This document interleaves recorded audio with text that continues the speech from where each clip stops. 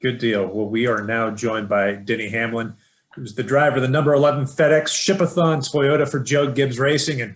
And Denny, you're running the ship-a-thon paint scheme at Texas and Martinsville. I'm going to put it up here on the screen. What can you tell us about the FedEx ship-a-thon?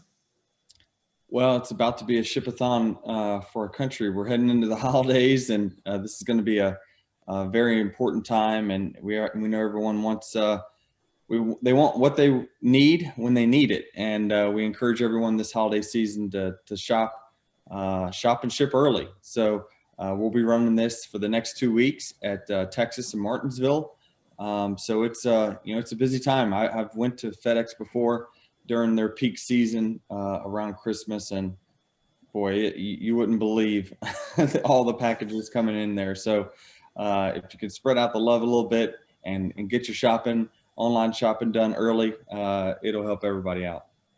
Outstanding. We're going to open up the floor for questions here for Denny. And our first question is going to come from Mike Solarte. Go ahead with your question, Mike. Thanks very much. Hey, Denny. Good to see you again. And congratulations on Ship-a-thon.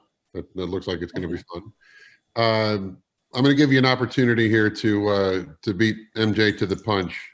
The new racing venture, that was your idea, right? The number 2311, the naming, that was all on you, right?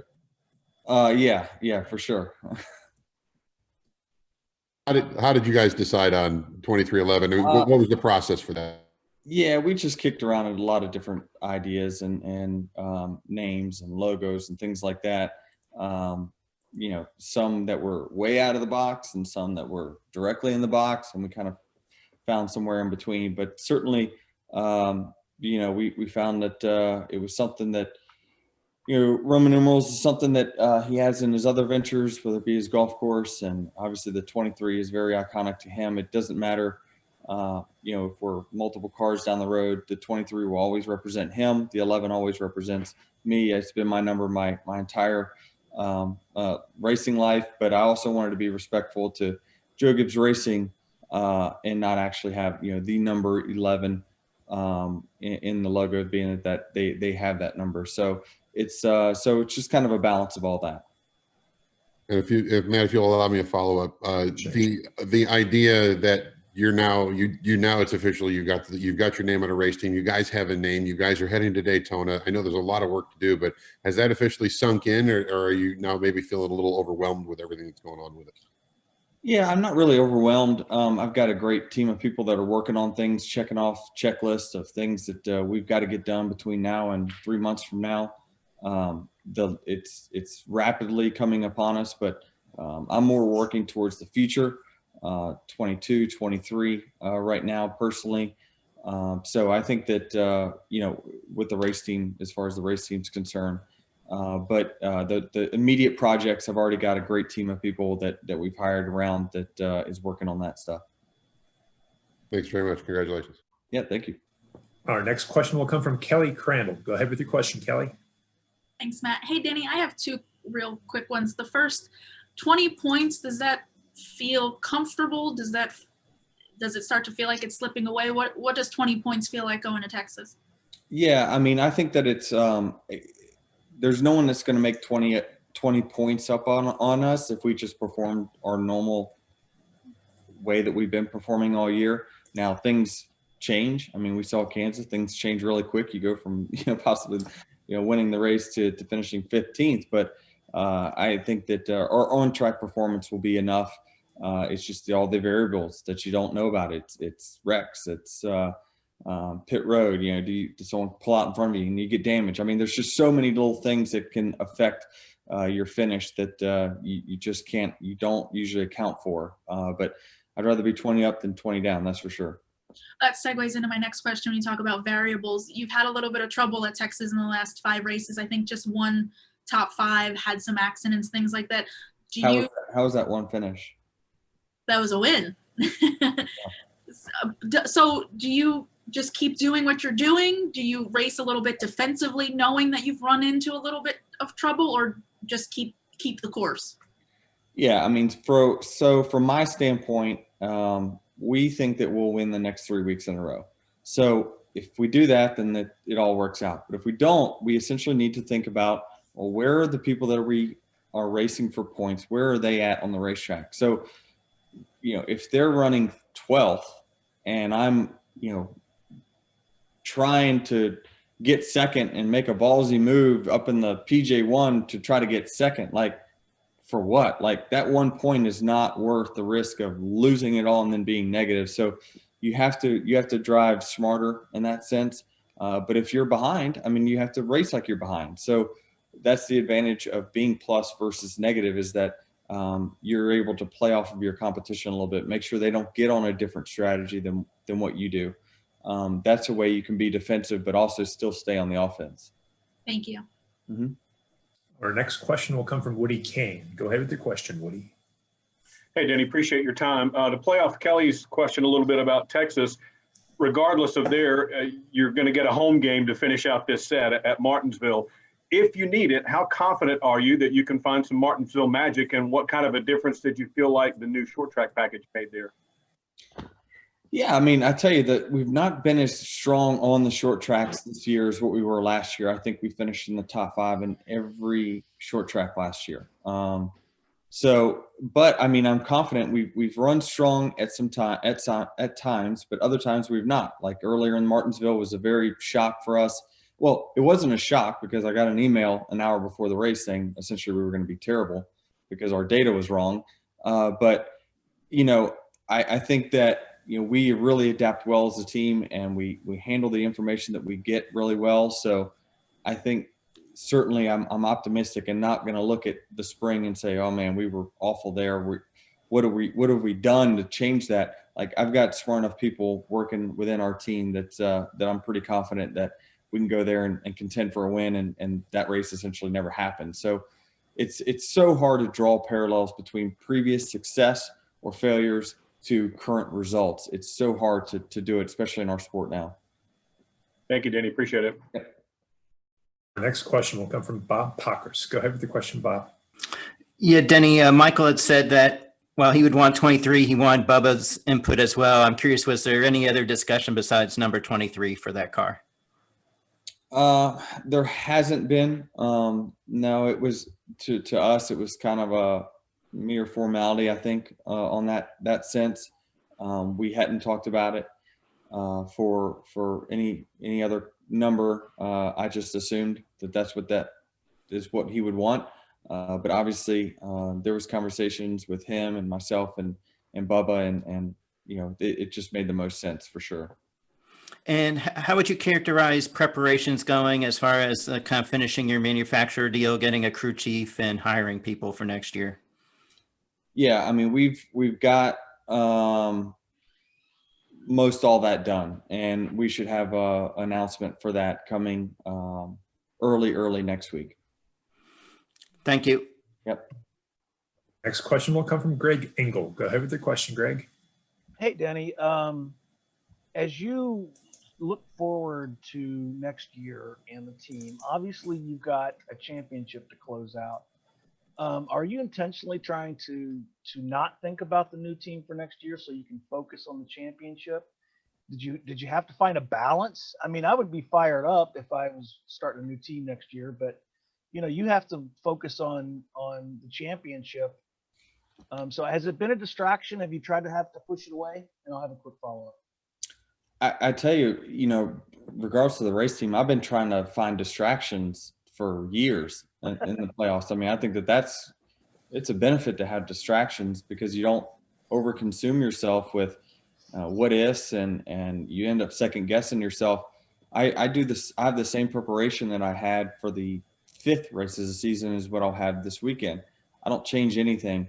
If anything during the playoffs, I'll try to golf more. I mean, I'll just do anything I can to just be normal. And I have time set aside each week to prepare and to get ready for an event. And I don't change from that. I don't change anything that I do. So if I have 6 hours of an open time on a Wednesday, that it's not preparation time for me, I'll work on the race team, or I'll go golf, or I'll go hang out with friends. To me, I don't really designate any time differently or try to weed out any distractions. Distractions for me are actually a good thing, not a negative. And as a quick follow-up, obviously you've got a great mentor in Coach Gibbs. Have you talked to him about the new team? Do you think he'll be like in a semi unofficial kind of consulting role that you could pick up the phone and ask him a question or get advice, or no? Well, I mean, I've been on the phone with several teams talking about, listen, I eventually would want to build a race shop. And so I'm getting all those notes together. What will the new car bring? What departments will I need? That whole process, JGR is a huge asset to getting us ready. So I think that, where our deal is a little different than some others that are out there, the alliances that are, hey, you're running out of the race shop. It's essentially just another car. This is an independent team. This team is doing its own thing, and we want to do it the right way. And, I've got big goals for this team. I want, by middle of next year, people from top organizations saying, I want to go work there. That team's up and coming, and that team is growing. It's going to build a world-class facility. This is where I want to go work. So that I'm really heavily invested in this race team and its success over the long term, and he is as well. So I will lean on every asset that I have, and one of those being Joe Gibbs, Coy, the engineers at JGR. I'm picking their brain about where this sport's going and what do I need to be prepared for going forward. So I'm using all the assets I've got. Can't blame you. Thanks, Yep. pal. Have fun this weekend. Thank you. Our next question will come from Jason Brown. Go ahead with your question, Jason. Thanks, Matt. Denny, as always, thanks for the time. Congratulations on the name of the race team. As you sort of see the season progress, I'm curious, because of COVID-19 and NASCAR not doing qualifying and things of that nature. I'm wondering if you feel like there's has been less of a physical toll. Like, do you feel fresher at this point than maybe you would say? Well, I would say that, typically this point of the season, I'm already lining up my surgeries for whatever I'm going to do in the off season to repair these joints. But all seems okay on that front, at least this year. So, I feel as good as I have. Certainly the schedule is not as taxing as it was before, being away from home. So, I think that certainly I'm as fresh now as I was back in March or April or whatever. So there's no fatigue factor. Now, race teams, I don't know. I think that, there's a lot of work, a lot of preparation, a lot of effort that gets put into these final weeks.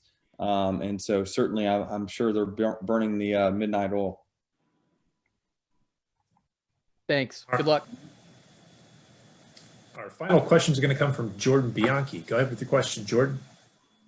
Danny, when you look ahead to running and owning your own team, what is your involvement going to be on a day-to-day basis, and how are you going to balance that, which is a full-time job in and of itself, along with your current commitments with Joe Gibbs Racing, which is also a full-time job? Yeah, I think my role within the team will grow over time. Joe, listen, what makes Joe Gibbs Racing successful is he's hands-on. And if you drive by their shop at 8 o'clock each morning, it doesn't matter what day of the week, his car is usually sitting out front and he's working. And I just came off of a Zoom call with some FedEx folks, and he's on that call as well. So it takes, if you want to do it right and you want to make sure you have top-notch sponsors helping you pay the bills on this thing, you're gonna have to work hard. And so I realize that there's a lot that goes into it. I think that, Tony really reaped the benefits of being with Joe Gibbs Racing for a very long time. And when he went over to Stewart-Haas, changed the culture there, he brought legitimacy and winning to that culture. I hope to do the same thing with this new team. And so I certainly see myself as working on this a couple days a week, being in the meetings when I need to be in the meetings, and then delegating to the people that I have in charge, which is why I'm making sure that I've got the right people in the right management positions to be able to run this the correct way. And they don't need to check in with me for every little decision that they'll make you know, I can trust them to be able to do that. As my career ends, you know, way down the line, let's be clear on that. You know, that will be something where you'll see me hopefully in that Joe Gibbs role of being there, calling the sponsors each and every week, downloading with them and walking around that shop floor and trying to figure out how we can go faster. And that's when I'm going to be a lot more hands-on with it. But that's not to say that I'm not very hands-on even now, because we're in the building process, right? I want to make sure it's built correctly. So I've got a lot of input on that. So a lot of emails, lots and lots of emails. Thank you. Thank you. Good deal. Well, Denny, thanks for taking the time and sharing this cool looking paint scheme and reminding us to shop early and ship early with FedEx. Take care now. Have a good weekend in Texas. Thank you. Appreciate it. Thanks, everyone. Take care now. Thanks, Denny. Thanks, Denny.